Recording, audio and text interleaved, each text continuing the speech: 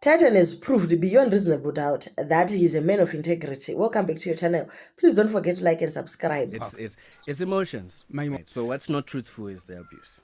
After adaniwa kwa Ola, Tytan went achibva ataura zvakanaka zvega about the wife. He said he does not even check zvinoitika pa-internet. Haatomborina basa nazvo kuti chii chiri kuitika. He also pretended not to know, or actually he does not know zvekuti family yake inoroya, vanobata mushonga, hapana chaanoziva mukomana.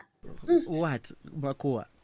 What are you talking about? Makua, but that's what she was saying on live. I didn't see nothing.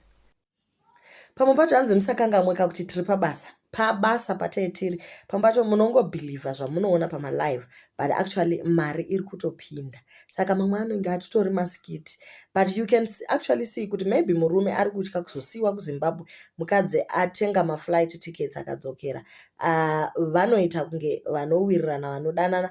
But recently she also posted aenda kuBhawa akanoona varume kuZimbabwe vachinohapwa and all. And when she came back, she was saying to the husband, kuma Bhawa hakuna varume kuZimbabwe, ndatoti beta ndinde kumba. It seems like Will Smith na Jada Pinkett relationship, open relationship zvekudaro, zvokuti mukadzi anogona kuenda out kunotamba kuBhawa ozouya oudza murume feedback kuti aiwa ndashaya chero wekukecha chaiye.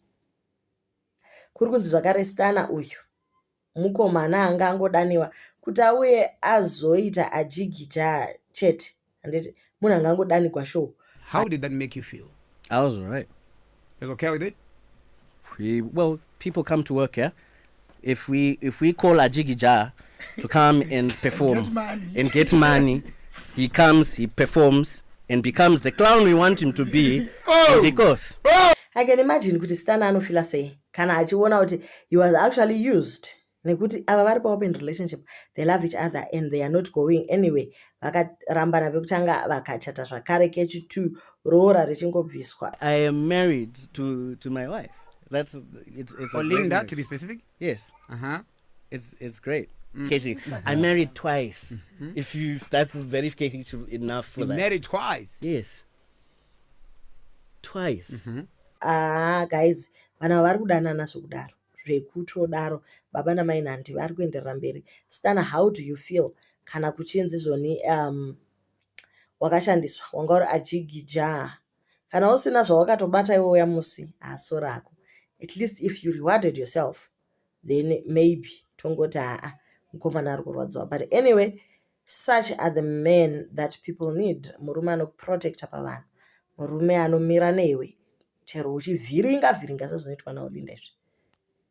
But nemaonero yenyu guys, nemaitiro anoita Olinda iwaya, munofunga kuti masikiti here aya?